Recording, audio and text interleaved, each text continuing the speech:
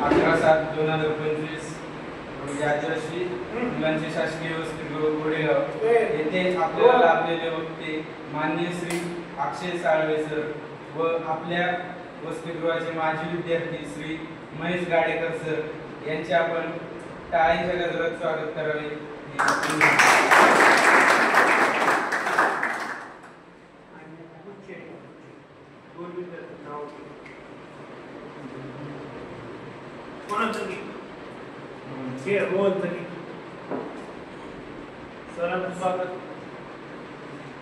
अक्षय Salve sir यांचं स्वागत आपल्या वसतिगृहाचे विद्यार्थी रोहन यांचे करावे.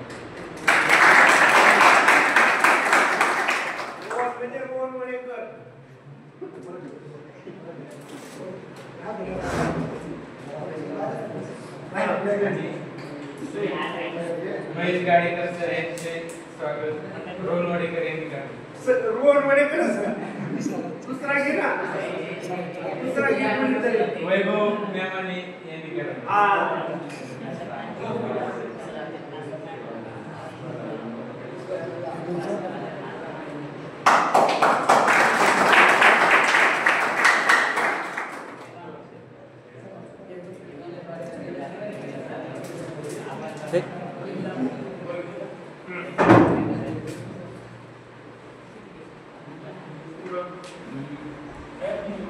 श्री अक्षय साळवे सर यांना मी विनंती करतो की त्यांनी विद्यार्थ्यांना मोलाचे मार्गदर्शन करावे.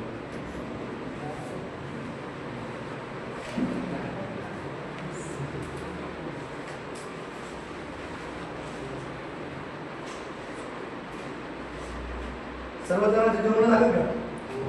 एकदा हातामध्ये करा बरं. ओके, ठेवा आता. अखंड विश्वाला शांततेचा संदेश देणारे महाकारुणी तथागत भगवान गौतम बुद्ध इथल्या शेतकऱ्याच्या मृत्यूच्या देठाला सुद्धा हात लावू नका, अन्यथा तुमचे हात कलम केले जातील, असं आपल्याच सैन्याला सांगणारे छत्रपती शिवाजी महाराज ज्या राजाला आरक्षणाची मोहर मिळवली आणि त्याच आरक्षणाच्या माध्यमातून इथल्या दलितांना, इथल्या आदिवासींना, इथल्या मागासवर्गीयांना खऱ्या अर्थानं न्याय देण्याचं काम ज्या महापुरुषांनी केलं ते राजश्री शाहू महाराज.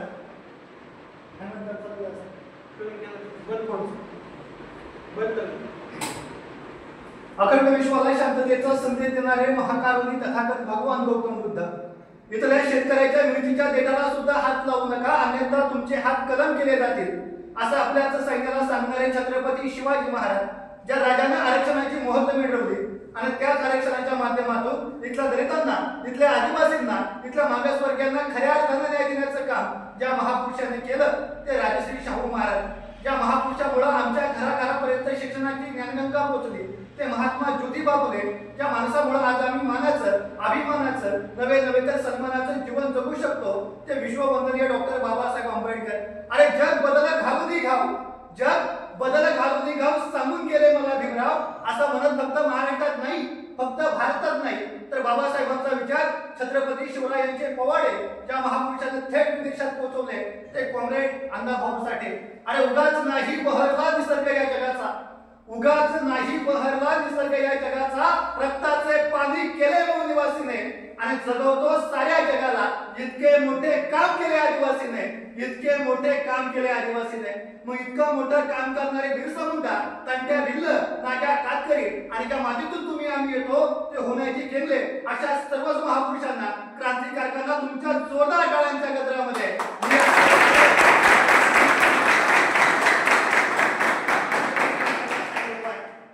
खरं तर आज तुमच्या समोर मी जो विषय मांडतोय तो आहे जिंकण्यासाठी जन्म आपला. परंतु या अगोदर मी खास आभार हे आपल्या वसतिगृहाचे वार्डन सन्माननीय विपुल टकले सर यांचे मानेल. कारण आमच्या भागातली माझ्याजवळ असणारी पोरं ही पुढे गेली पाहिजे, त्यांना व्यक्तिमत्व विकास कळला पाहिजे, त्यांना करिअर मध्ये नेमकं काय कळलं पाहिजे आणि योग्य वयामध्ये त्यांनी नेमके गोल त्यांचं ध्येय कसं निश्चित केलं पाहिजे याच्यासाठी त्यांना मार्गदर्शन भेटलं पाहिजे. म्हणून महेश गाडेकर असेल किंवा माझ्यासारखं सर्वसामान्य घरातील पोरं असेल यांना तुमच्या समोर मार्गदर्शन करण्यासाठी त्यांनी इथं संधी दिली, त्यासाठी मला वाटतं सरांसाठी एकदा जोरदार टाळ्या झाल्या पाहिजे.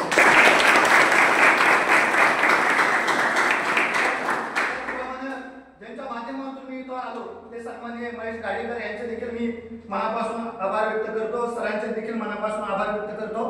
आणि पोरांनो, तुम्ही आदिवासी भागातले आहात बरोबर ना? मी सुद्धा आदिवासी भागातला आहे, त्यामुळं एकदम निवांतपणे बसा. खूप काही मोठं तुम्हाला न्यायदान होणार आहे किंवा खूप काही तुम्हाला मी तुमच्या बौद्धिकतेवरती ताण देणार आहे असं काही नाही. मी तुमच्यातला आहे, त्यामुळं पूर्णपणे फ्री बसा आणि आपण आजच्या या विषयाला सुरुवात करूया. खरं तर तुम्ही ज्या भागातून येता, मला वाटतं की तुम्ही ज्या भागातून येता तो आंबेगाव तालुक्याच्या पश्चिम पट्ट्याचा भाग असेल, खेड तालुक्याच्या पश्चिम पट्ट्याचा भाग असेल, जुन्नर तालुक्याच्या पश्चिम पट्ट्याचा भाग असेल किंवा महाराष्ट्राची जी डोंगर रांग आहे तिथला जो आदिवासी भाग आहे, डोंगराळ भाग आहे, त्या भागातले तुम्ही सर्व विद्यार्थी आहात बरोबर ना? या भागातले तुम्ही विद्यार्थी आहात. मला एक गोष्ट सांगा पोरांनो, की या जगाच्या पाठीवरती मग अमेरिका असू द्या, इंग्लंड असू द्या, पाकिस्तान असू द्या किंवा भारत असू द्या, या भारतामध्ये किंवा कोणत्याही देशामध्ये जर गेलं आणि त्यांना जर विचारलं की बाबा रे तुला यशस्वी व्हायचंय का, तर त्यांचं उत्तर काय असेल?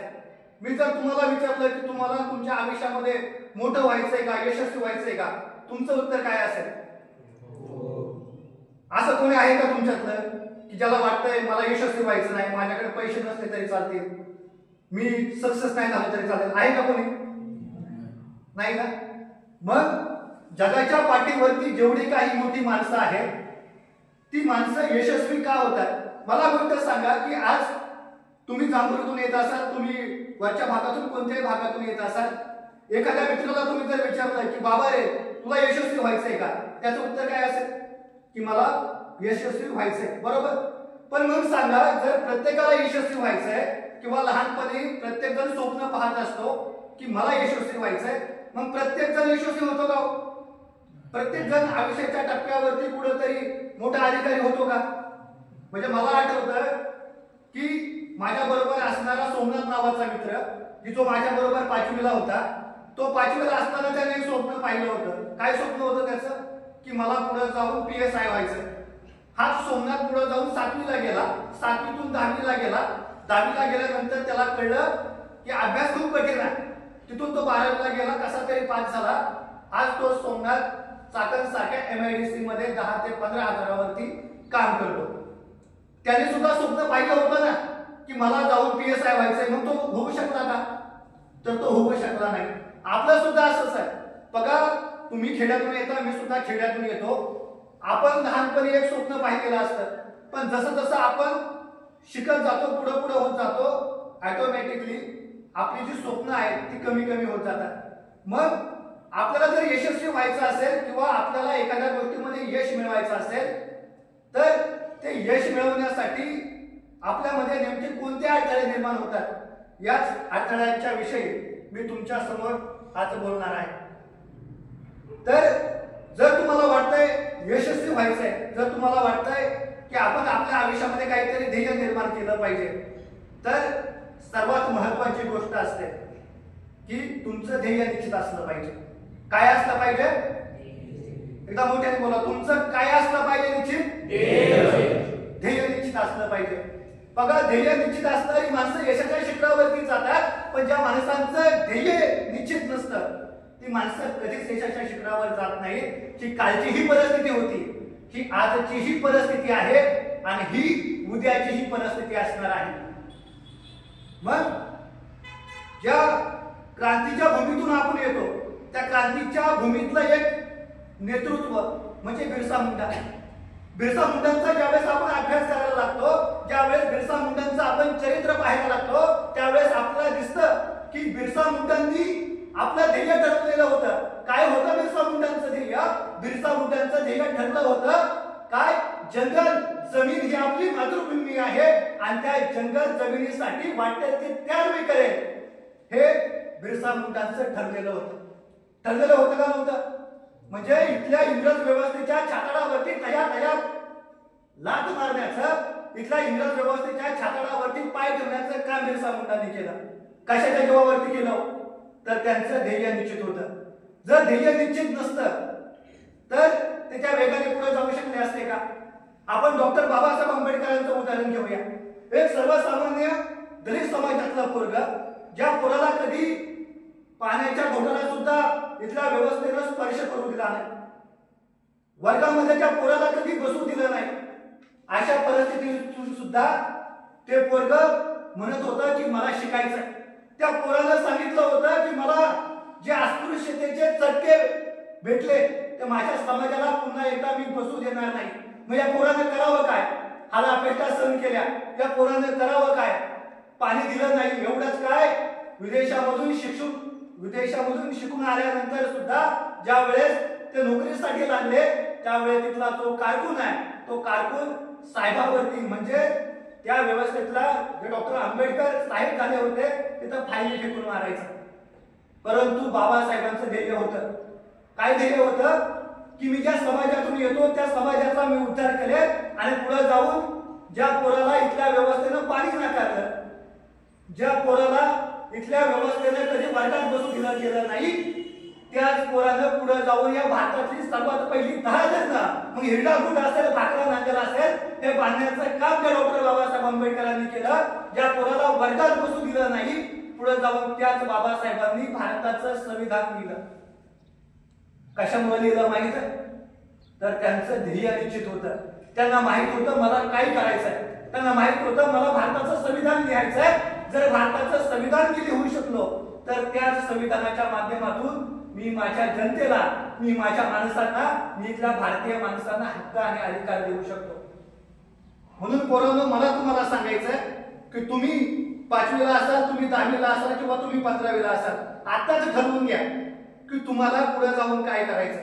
तुम्हाला एक छोटंसं उदाहरण देतो की माझ्या बरोबर उमेश नावाचा एक पोरगा शाळेमध्ये शिकत होता. एक सर्वसामान्य खेड्यातील पोरगा, जसं तुम्ही खेड्यातून येता तसं तो सुद्धा खेड्यातून येत होता. त्याने लहानपणी स्वप्न बघितलं होतं की मला शिक्षक व्हायचंय आणि शिक्षक होऊन मला माझ्या भागामध्ये काम करायचंय, मला लोकांना मार्गदर्शन करायचंय. त्या पोरानं 10वी झाली. 10वी झाल्यानंतर शहराकडे गेला, 11वी करायला लागला, 12वी करायला लागला. 12वी झाल्यानंतर त्याचा एक सहकारी मित्र त्याच्याकडे आला आणि म्हणाला की नुसतं शिकून काय करतोय, एक काम कर, मी एका लॅब मध्ये काम करतोय, तू माझ्या बरोबर लॅब मध्ये कामाला चल. लॅब माहित असेल ना तुम्हाला, रक्त चेक करतात ते. तर तो त्याच्या बरोबर गेला. त्याने त्याला रक्त कलेक्शन करायला शिकवलं. पुढे जाऊन ते पोरग 13वीला गेलं. 13वी करता करता ते पोरग रक्ताचं कलेक्शन करायला लागलं. 13वीचं 14वी झालं. 14वी झाल्यानंतर त्या पोराला तुझला जो लॅबचा मालक आहे तो म्हणला, अरे फक्त कलेक्शन काय करतोयस, तू जर डीएमएलटी नावाचा जर कोर्स केला तर तू लॅब टेक्निशियन होशील आणि तुला चांगला पगार मिळेल. त्या पोरानं ते ऐकलं की कॉलेज करता करता डीएमएलटी करू आपण. त्याने ते डीएमएलटी केलं. डीएमएलटी साठी तो पुण्याला गेला. पुण्यामध्ये त्याने 50,000 रुपये भरले. किती भरले? 50,000 रुपये भरले. बघा, एक गोष्ट सांगतो, लक्षात घ्या. त्याने तो डीएमएलटीचा कोर्स केला, 50,000 रुपये भरले. डीएमएलटी झाल्यानंतर त्याच्या जो साहेब होता त्याने त्याला 2-3 हजार रुपये वाढवले. म्हणजे त्याला पगार होता 10,000 रुपये. आता किती पगार झाला त्याचा? 13,000 रुपये झाला. पण 13,000 मध्ये त्याच्या भाग आहे ना. त्याच्यानंतर त्याला त्याचा दुसरा मित्र म्हटला की सरकारी हॉस्पिटलमध्ये कॉन्ट्रॅक्ट बेसवरती जागा कलेक्शनची, ब्लड कलेक्शनची, तू तिथं चल, तिथं तुला 14,000 पेमेंट भेटेल. इकडे त्याला 13,000 भेटत होता. नंतर त्याला वाटलं अरे 1,000 रुपये वाढतील, चला. त्यानं ते काम सोडलं. सरकारी हॉस्पिटलमध्ये कॉन्ट्रॅक्ट वरती काम करायला गेला. कॉन्ट्रॅक्ट वरती तो काम करायला लागला. तिथं 2 वर्ष झाली. असं करून तिथला जो मेडिकल ऑफिसर आहे तो त्याला म्हणाला की पुण्यामध्ये आरोग्य निरीक्षक नावाचा डिप्लोमा आहे, तो केल्यानंतर तू सुपरवायझर होशील. त्याला वाटलं अरे हे चांगलं, चला आपण आता सुपरवायझर होऊ. म्हणून त्याने परत 50,000 रुपये घालवले आणि सुपरवायझरचा कोर्स करून घेतला. आता पोराचं 17वी पण झालं होतं. पोराचं वय जवळजवळ 27-28 वर्षापर्यंत आलं होतं. मित्रांनो, त्या पोराला काय व्हायचं होतं? शिक्षक व्हायचं होतं, बरोबर. त्या पोराला शिक्षक व्हायचं होतं. 2 रुपयासाठी कोणतरी त्याला म्हटलं म्हणून तो रक्त कलेक्शन करायला गेला. त्याच्यानंतर त्यांनी 2 रुपये घालून 50,000 रुपयाचा डिप्लोमा केला. डिप्लोमा केल्यानंतर तो कामाला गेला. तिथं पगार वाढत नाही म्हणून सरकारी दवाखान्याकडे गेला, कॉन्ट्रॅक्ट बेसवरती काम करू लागला. तिथला मेडिकल ऑफिसर त्याला काय म्हणाला की दुसरा कोर्स कर. याच्यामध्ये त्याचे वर्ष गेले आणि तो पुढे गेला का हो? एखाद्या विशिष्ट क्षेत्रामध्ये तो यशस्वी झाला का? त्यामुळं जर आपल्याला जर यशस्वी व्हायचं असेल तर आपल्याला ध्येय निश्चित असलं पाहिजे की आपल्याला काय करायचं. एकदा ठरवा. तुम्ही ठरवलंय ना मला पोलीस व्हायचे तर बस मला पोलिसच व्हायचं आहे. कोणी एवढं तुम्हाला म्हणताना मला कलेक्टर व्हायचंय नाही, मला पोलिसच व्हायचंय. कारण जर तुम्ही मला हे करायचंय ते करायचं आणि ते पण करायचंय, एका वेळेस जर तुम्ही 3-3 दगडावरती पाय ठेवायला लागला तर तुम्ही पडल्याशिवाय आपटल्याशिवाय राहणार नाही. म्हणून मला वाटतं की जर तुम्हाला आयुष्यामध्ये जर यशस्वी व्हायचं असेल तर काय करावं लागेल? ध्येय निश्चित करावं लागेल. बरोबर ना? तुम्हाला जर कोणी विचारलं की तुम्हाला काय व्हायचंय पुढे, तुम्ही काय म्हणणार? 11वीला असेल तर मला 12वी व्हायचं. 12वी वाल्याला विचारलं मला 13वी करायचं. 13वी वाल्याला विचारलं 14वी करायचंय. असं जर तुम्ही 15वी पर्यंत गेलात, त्याच्यानंतर अजून 2 वर्ष तुम्ही 17वी पर्यंत गेलात, MA केलं आणि नंतर तुम्हाला कळलं अरे देवा उगाच आपण 17वी केला, आपल्याला तर व्यावसायिक व्हायचं होतं. तुमच्या शिक्षणात तुम्हाला फायदा होईल का? होईल का फायदा? तुम्ही आत्ताच ठरवून घ्या की तुम्हाला काय आवडतंय, तुम्हाला कोणत्या क्षेत्रामध्ये काम करायचंय. ही तुमच्याकडे वेळ आहे, ही तुमच्याकडे सुवर्ण संधी आहे. इथून तुम्ही बाहेर गेल्यानंतर तुम्हाला कोणीच विचारणार नाही की तुम्हाला काय व्हायचंय. म्हणून पोरांनो 1 महिन्याचे 6 महिने होत्या, पण आत्ताच ठरवा की तुम्हाला काय व्हायचंय आणि जे ठरवलं ते करायला मागे लागा. जर तुम्हाला व्यवसायामध्ये आवड असेल तर कॉलेज करता करता तुम्हाला कशाचा व्यवसाय करायचा आहे त्या व्यवसायाच्या अनुषंगाने पुस्तकं घ्या.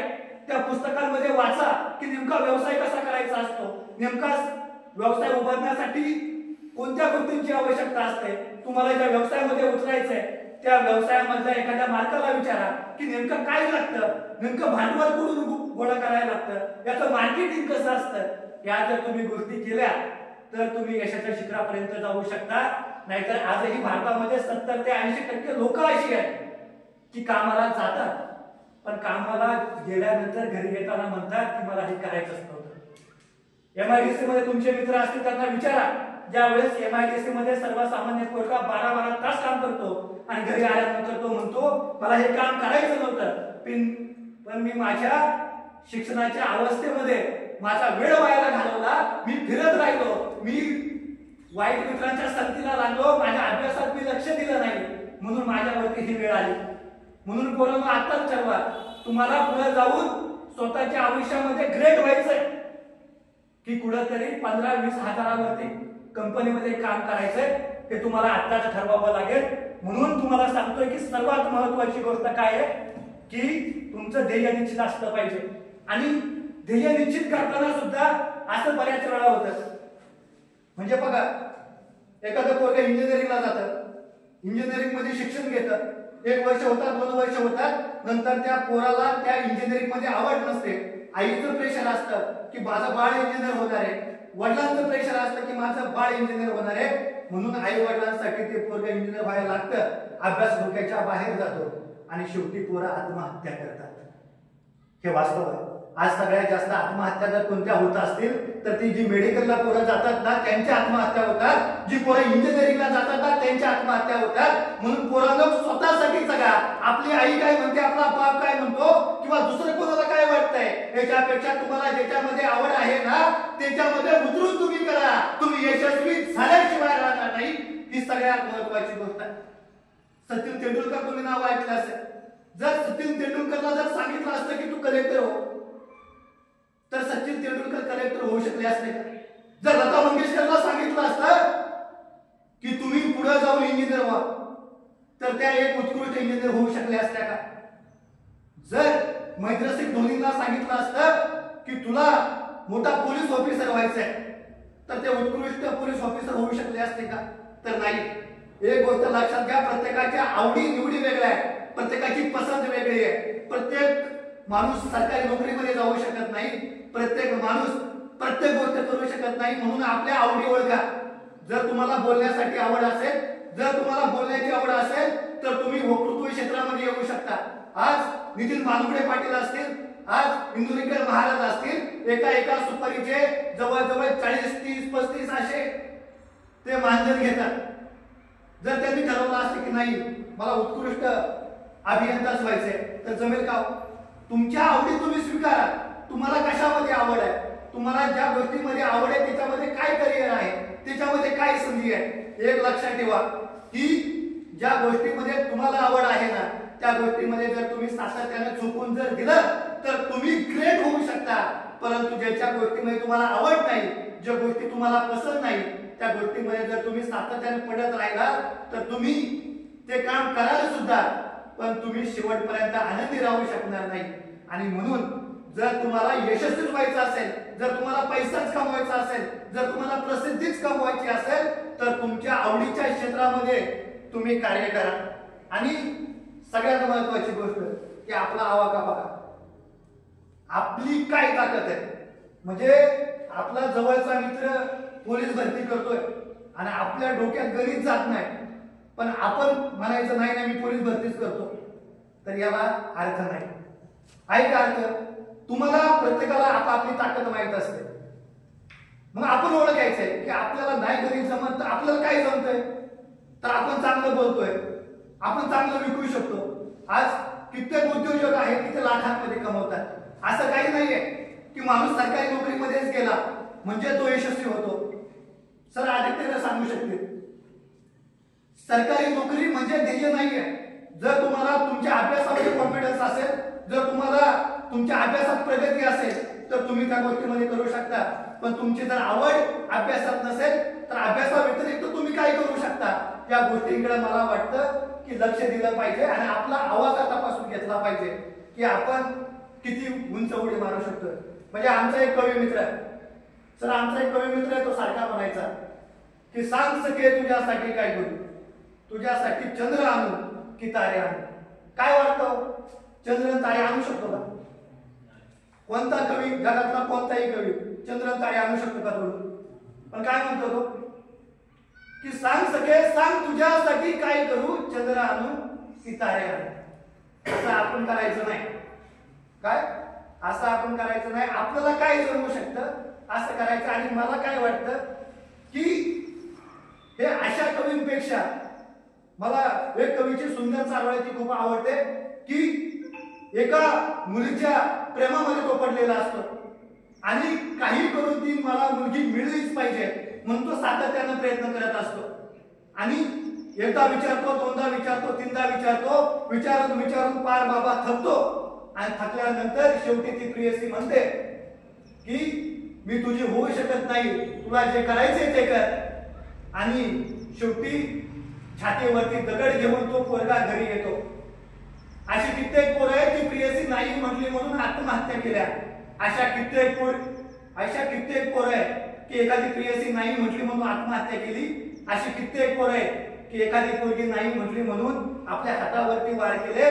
पण तो पोरगा महापुरुषांचे विचार ऐकणारा होता, तो पोरगा महापुरुषांचे विचार मांडणारा पोरगा होता, तो पोरगा अभ्यासू पोरगा होता, तो पोरगा आपल्या यशामध्ये यशस्वी होतो आणि थेटपणे अशाच एका कार्यक्रमामध्ये उभा राहतो आणि त्या कार्यक्रमामध्ये त्याची ती प्रियसी बसलेली असते आणि असाच हात वरती करून तो म्हणतो की तू लोटले कड्याहून आणि पंख खोलले मी, तू लोटले कड्याहून आणि पंख खोलले मी, वाटा तुझाच आहे यशात माझ्या, वाटा तुझाच आहे यशात माझ्या. मला वाटतं की एखाद्याने आपल्याला नाकारलं तरी आपण इतकं मोठं व्हावं की आपल्या यशाच्या पुढं त्या व्यक्तीला सुद्धा मान खाली घालता यावी इतकं आपण मोठं झालं पाहिजे. आणि म्हणून तुम्हाला मी पहिला मुद्दा सांगितला की आयुष्यामध्ये यशस्वी होण्यासाठी काय लागतं, तो तुमचं ध्येय निश्चित असलं पाहिजे. तुम्ही पहिल्यांदा तुमचं ध्येय निश्चित करा की तुम्हाला काय व्हायचंय. एकदा ध्येय निश्चित केलं की ध्येय बदलायचं नाही, कारण ध्येय बदललेली माणसं कधीच मोठी होत नाही. दुसरा मुद्दा मी तुम्हाला सांगितला की आपला आवाका तुम्ही समजून घ्या.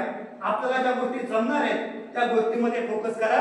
तिसरी महत्वाची गोष्ट की आपला टाइम मॅनेजमेंट असलं पाहिजे.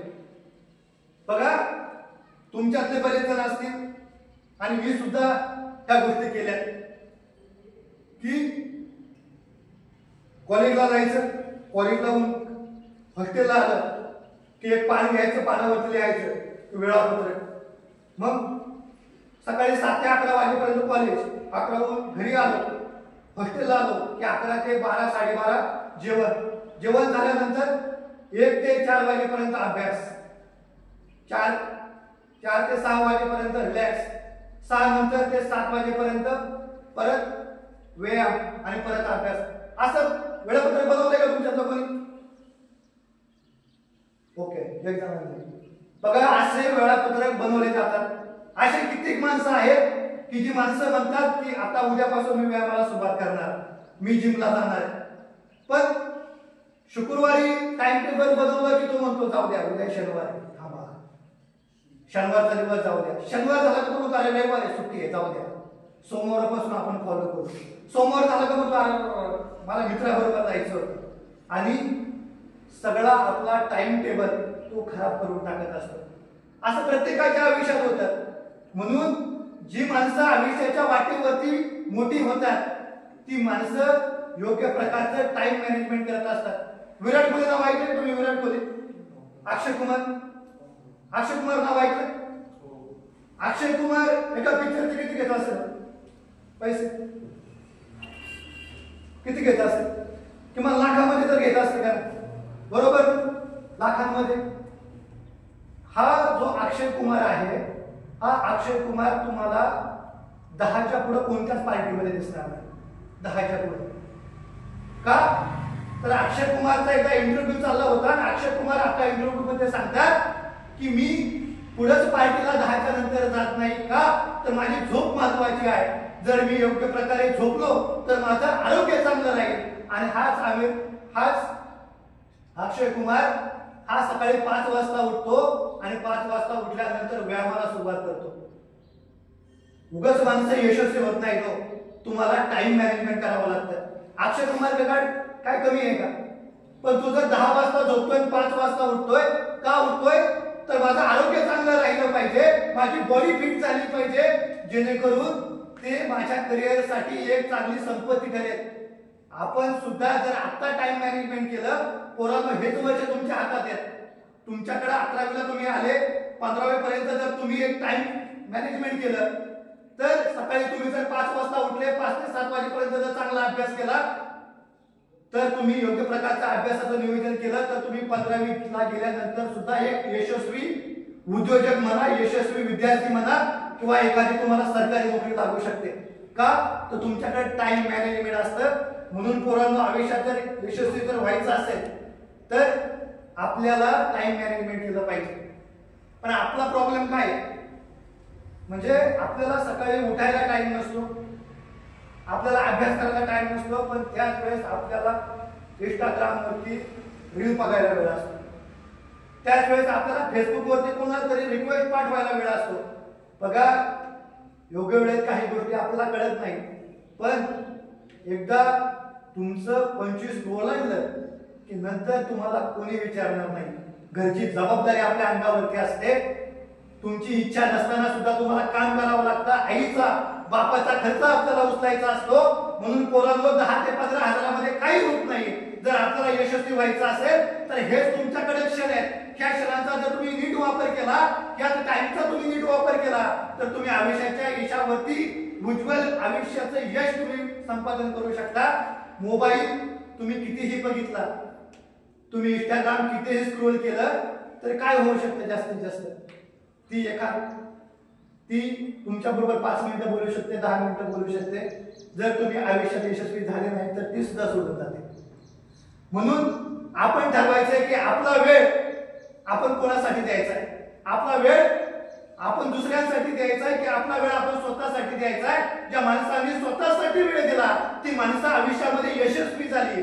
ज्या माणसाने स्वतःचा वेळ इतरांसाठी दिला ना, ती माणसं कधीच यशस्वी झाली नाहीत. आणि म्हणून आपल्याला जर वेळ जर स्वतःसाठी देता आला तरच आपण यशस्वी होऊ शकतो. बिरदेव ढोल सरांचा आमचा आता ऑफिसमध्ये विषय चालला होता. एक मेंढपाळ पोरगा IAS पदापर्यंत जाऊन पोचला. कशाच्या जीवावरती? अभ्यासाच्या जीवावरती जाऊन पोहोचला. पण त्या पोराचं टाइम मॅनेजमेंट महत्वाचं होतं. तो पोरगा एक क्षण सुद्धा वाया घालत नव्हता. तुम्ही ठरवायचंय तुमचा क्षण तुम्ही फेसबुक वरती, इंस्टाग्राम वरती वाया घालवायचा की तुमच्या आयुष्याला जडण करण्यासाठी घालवायचा. जर तुम्ही अभ्यासासाठी वेळ घालवला, तुम्हाला जे ध्येय ठरवलंय त्या ध्येयासाठी वेळ घालवला तर तुम्ही यशस्वी व्हाल. नाहीतर आपली जिंदगी ही बेकार झाल्याशिवाय राहणार नाही. आणि त्याच्यानंतरचा मुद्दा असतो तो आहे सातत्य. बघा, आयुष्याच्या वाटेवरती जी जी माणसं मोठी झाली ना त्या माणसांमध्ये सातत्य गुण होतात. ब्रुस ली नाव ऐकलंय? ब्रुस लीला एकदा एका इंटरव्ह्यूने विचारलं की तुम्ही कुणाला घाबरता. त्यावेळेस या ब्रुस लीने उत्तर द्यावं. हा ब्रुस ली उठला आणि ब्रुस ली म्हणाला की मला त्या किक्स माहित असेल, कराटेमध्ये किक्स असतात, ओके, जे पायानं किक्स मारल्या जातात. तर तो ब्रुस ली म्हणतो की मला ह्या गोष्टीची भीती वाटत नाही की कोणी किक्स मारेल, पण मला ह्या गोष्टीची भीती वाटते की जो व्यक्ती 1000 वेळा एकच किकचा वापर करेल त्याची किक्स इतकी परफेक्ट असेल त्या किक्सला मी घाबरू शकतो. म्हणजे तुम्हाला सांगायचं काय आहे मला की जर तुम्ही एखाद्या गोष्टीचं सातत्यानं प्रयत्न करत असाल तर आयुष्याच्या वाटेवरती तुम्ही यशस्वी होऊ शकता. खरं तर चायनीज बांबू ट्री म्हणून एक झाड आहे.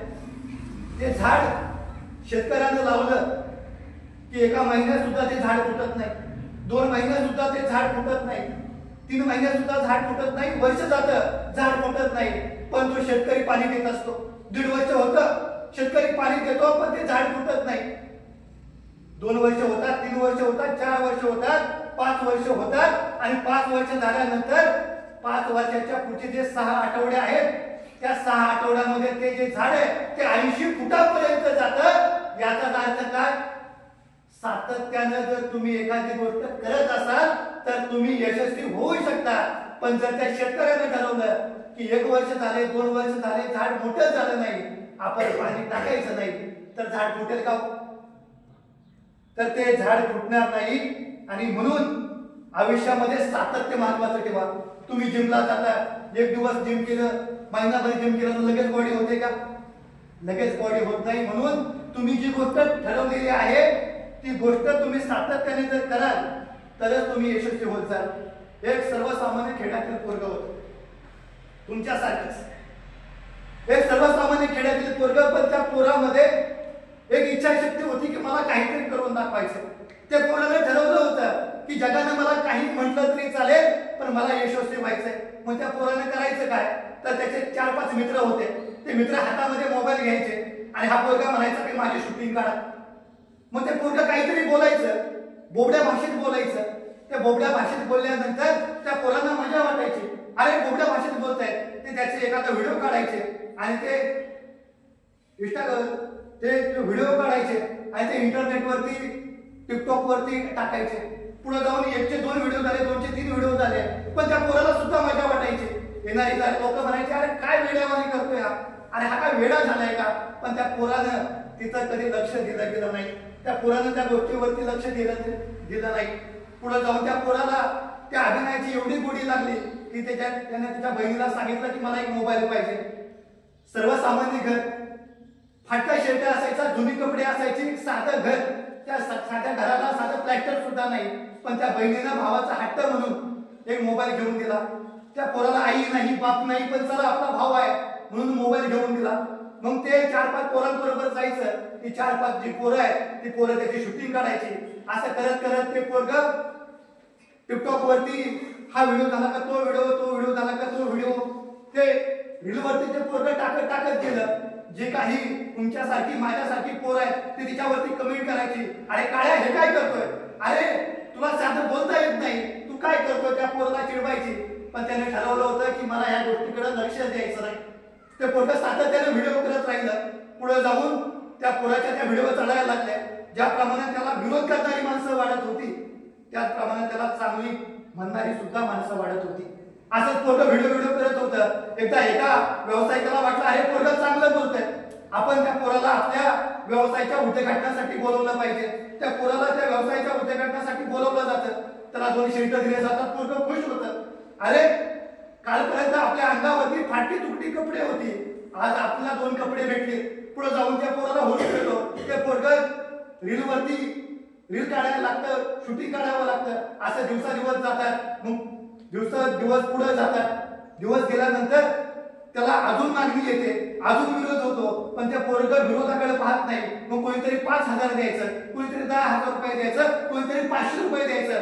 पण पोरगं म्हणायचं असंही आपल्या हातात काय, जाऊ द्या 500 भेटतात, 1000 भेटतात, एखादा शर्ट भेटतो. ते पोरगं तसंच बोबड्या भाषेमध्ये बोलायचं. पुढे जाऊन ते पोरगं पुढे जाऊन एका यशाच्या शिखरापर्यंत आलं आणि पुढे जाऊन एका निर्मात्याने पोराला विचारलं की तू वेब सिरीज करणार का? हे पोरगं म्हणाला ठीक आहे ना, वेब सिरीज करेल मी, असं पण माझ्या हातामध्ये काही नाही. त्या पोरानं वेब सिरीज केली.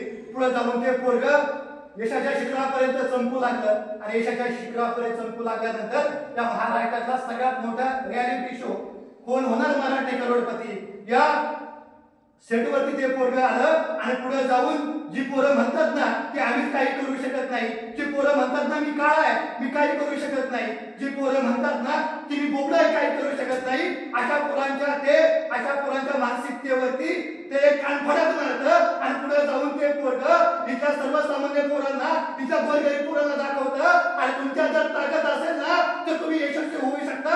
ते पोरगं म्हणजे रिस्टार सूरज चव्हाण, जे सूरज चव्हाण आज या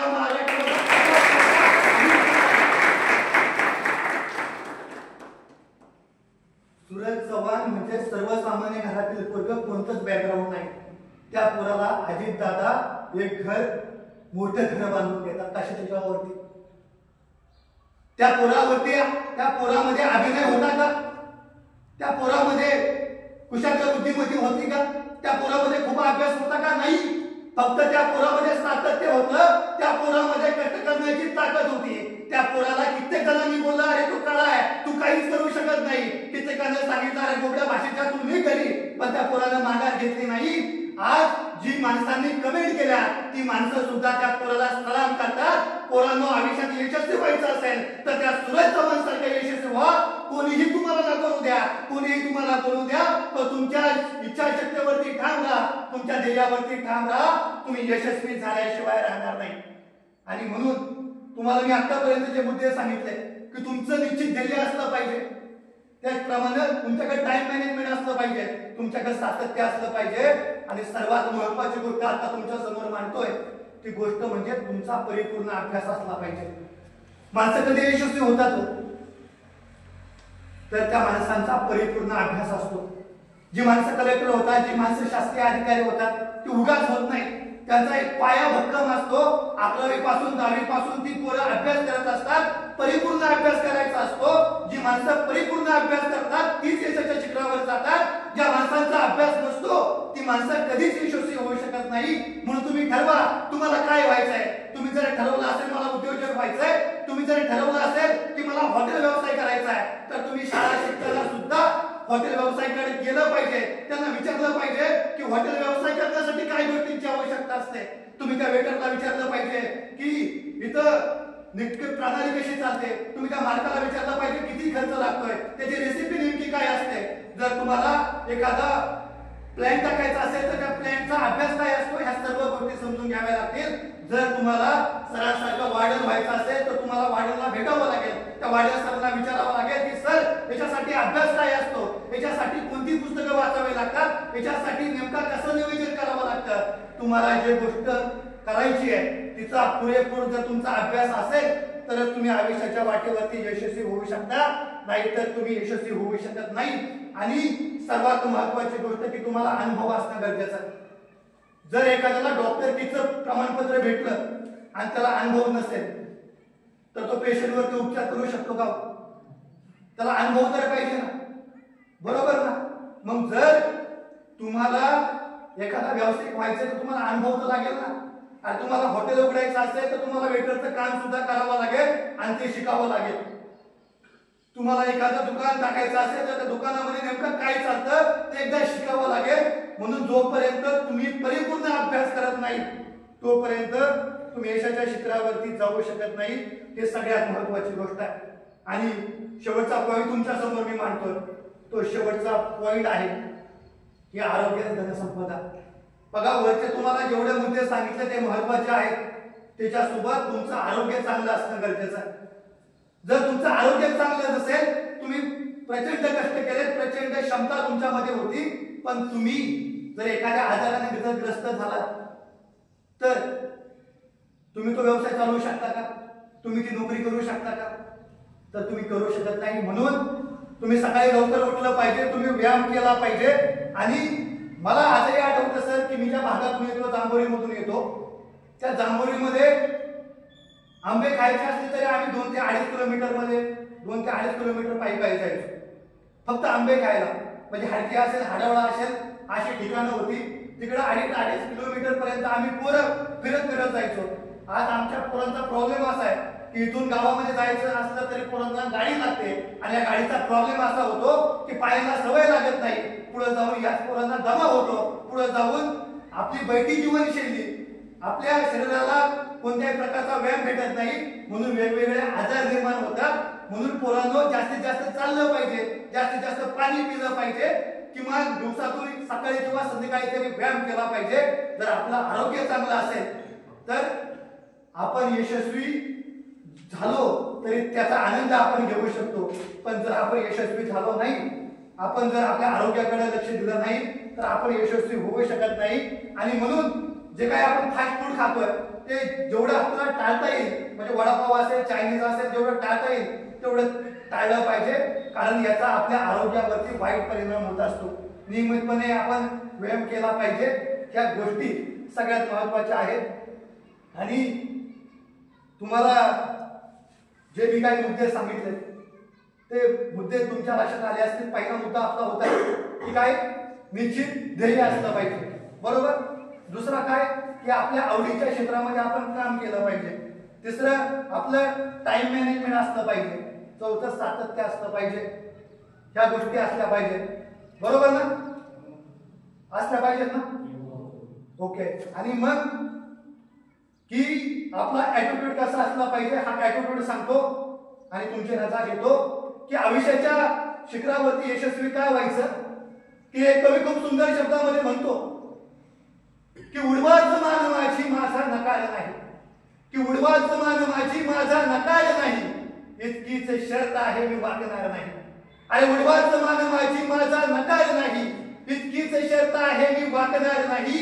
इथल्या कणा मनातून घुमतील सूर माझे, अरे संपेल देह माझा मी संपणार नाही, संपेल देह माझा मी संपणार नाही. सर तुम्ही मला संधी दिली त्याबद्दल मनापासून आभार व्यक्त करतो.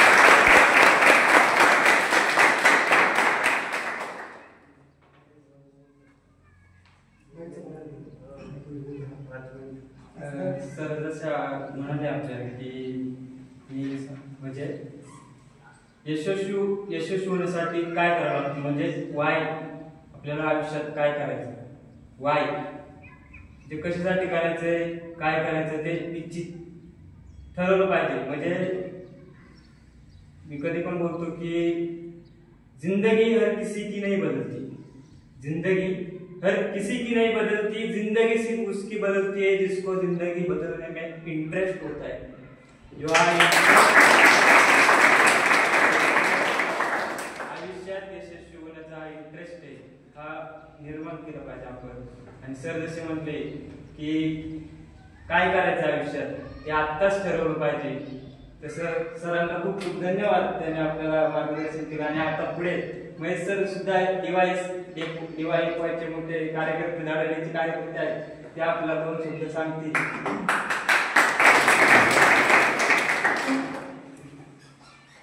खरं तर असा विषय झालाय, अक्षय सर बोलल्यानंतर आता मी काय बोलतो ठीक आहे. हा जास्त वेळ घेत नाही, एक साधारणतः 5 मिनिटे मी तुमच्या समोर बोलेल. खरं तर ज्या वटवृक्षाच्या छायेखाली गेली 2014 ते 2019 पर्यंत आज तुम्ही सगळे आहात, त्याच वटवृक्षाच्या छायेखाली मी पण याच वसतिगृहामधून शिकलेलो आहे. आणि जसं मी पहिल्यांदा पाहिलं की सर म्हणजे मुलांना म्हणत होते की समोर या, कोणतरी सूत्रसंचलन करा, कोणतरी आभार माना. खरं तर पर्सनॅलिटी डेव्हलपमेंट किंवा व्यक्तिमत्व विकास हा याच्यातलाच एक भाग आहे. आणि जसं आमच्यासारखे बाहेरचे लोक येऊन तुम्हाला सांगण्यापेक्षा सरच तुमच्यामध्ये एक व्यक्ती महत्वाचा विकास त्या ठिकाणी रोज होत आहे. पर्सनॅलिटी डेव्हलपमेंट तुम्हाला सांगत आहे, ही सगळ्यात मोठी गोष्ट असली मला या ठिकाणी वाटते. खरं तर ज्या मातेनं हिंदवी स्वराज्याचं देखील स्वप्न पाहिलं त्या राजमाता राष्ट्रमाता मासाहेब जिजाऊ, ज्या महापुरुषांनी हे स्वप्न सत्यामध्ये उतरवलं ते रयतेचे राजे छत्रपती शिवाजी महाराज, ज्या महापुरुषांनी हे स्वप्न स्वतःच्या अंगाखांद्यावरती पेललं ते रयतेचे राजे छत्रपती संभाजी महाराज यांना विनम्र अभिवादन करतो आणि मी माझ्या विषयाला सुरुवात करतो. खरं तर व्यक्तिमत्व विकास म्हणजे काय आहे तर या संदर्भामध्ये ज्या पद्धतीनं या ठिकाणी मांडणी केलेली आहे आणि तुम्ही सुद्धा ज्या पद्धतीनं प्रतिसाद दिलेला आहे ही एक सगळ्यात मोठी गोष्ट आहे. आपण बऱ्याचदा म्हणतो की व्यक्तिमत्व विकास म्हणजे नेमकं काय, तर व्यक्तिमत्व विकास हा शब्द आपण इंग्रजीमध्ये पर्सनॅलिटी डेव्हलपमेंट असं आपण म्हणतो. पण व्यक्तिमत्वाच्या बाबतीमध्ये जर आपण विचार केला तर व्यक्तिमत्व म्हणजे काय याच्याबद्दल कोण सांगेल मला? व्यक्तिमत्व आपण कशाला म्हणतोय? कोण प्रयत्न करेल का? कोण सांगायचं? मी तुमच्या सारख्याच तुमच्या मागे बोला. स्वतःचं एक अस्तित्व. अजून कोण प्रयत्न करेल?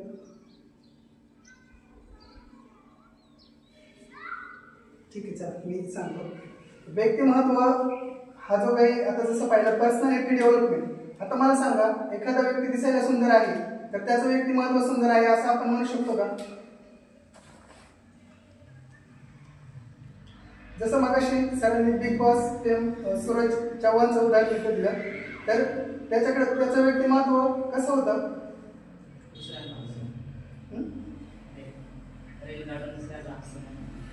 पण व्यक्तिमत्व कसं होतं?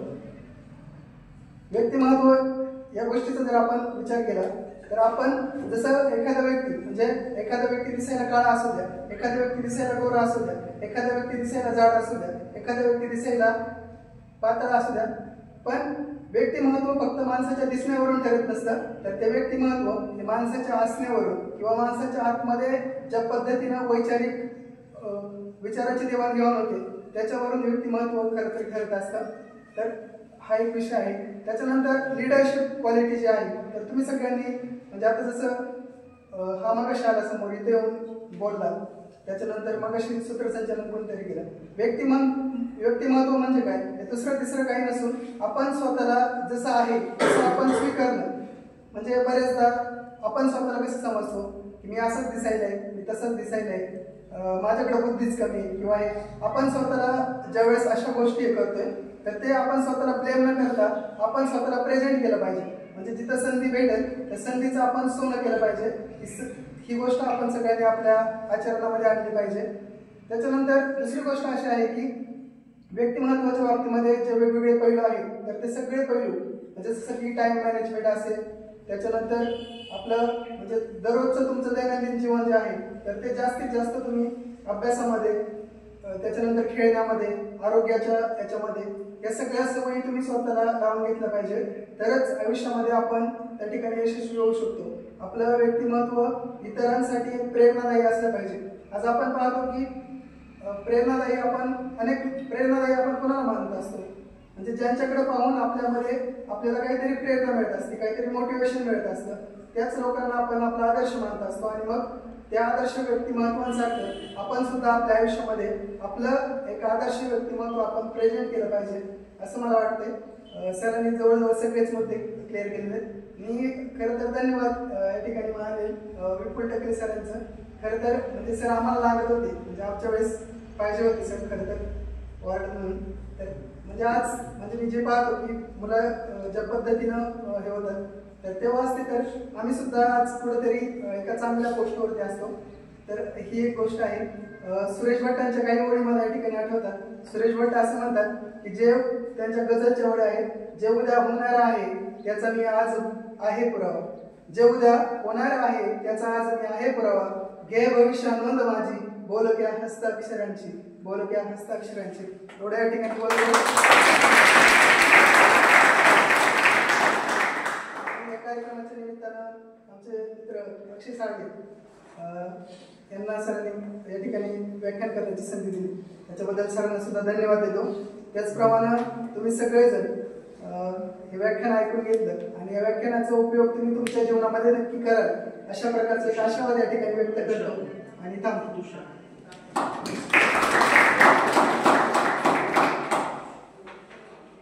कोणी आता बोलणार? काय वाटलं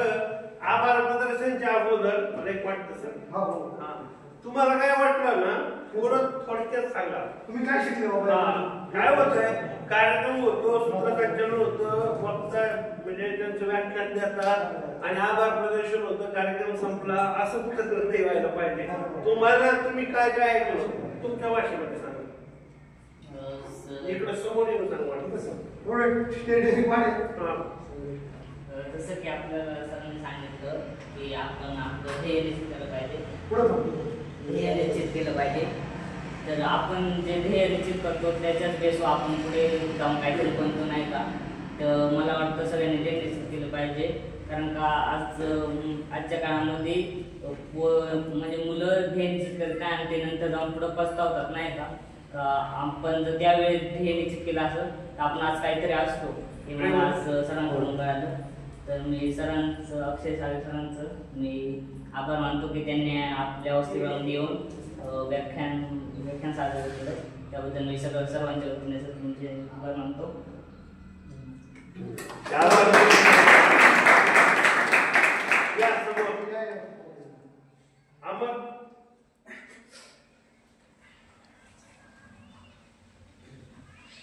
नमस्कार.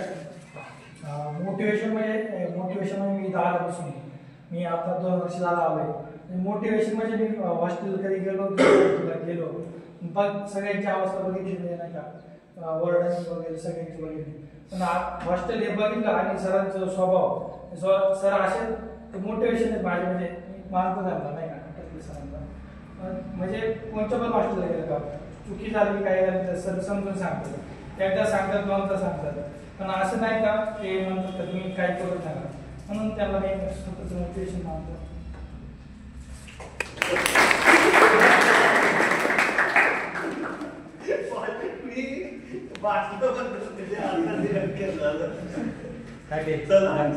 समोर अमित ये बाळा ये.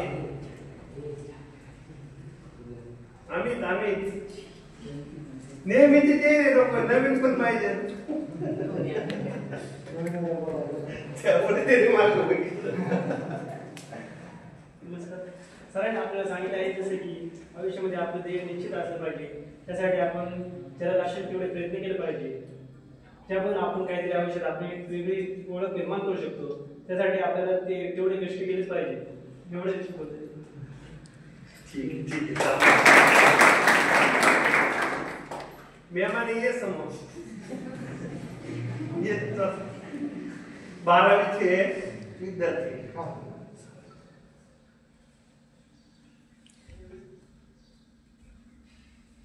सरांनी सांगितलं की आपल्याला आयुष्यात सातत्य वगैरे ठेवायला पाहिजे. तसंच ते समजलं ते मग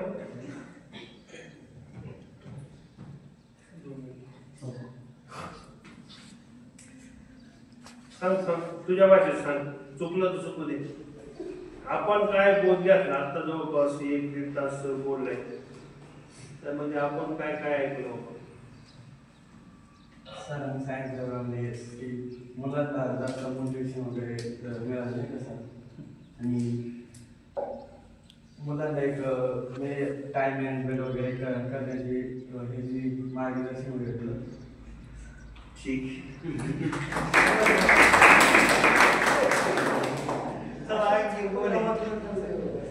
गोटकर ये. नाही आता थांबायचं नाही.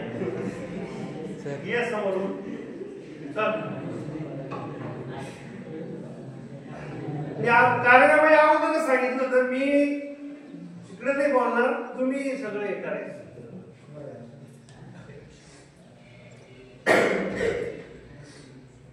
सरांनी आपल्याला सांगितलं का आपलं ध्येय निश्चित केलं पाहिजे, आपलं सातत्य ठेवलं पाहिजे, अजून टाइम मॅनेजमेंट केला पाहिजे.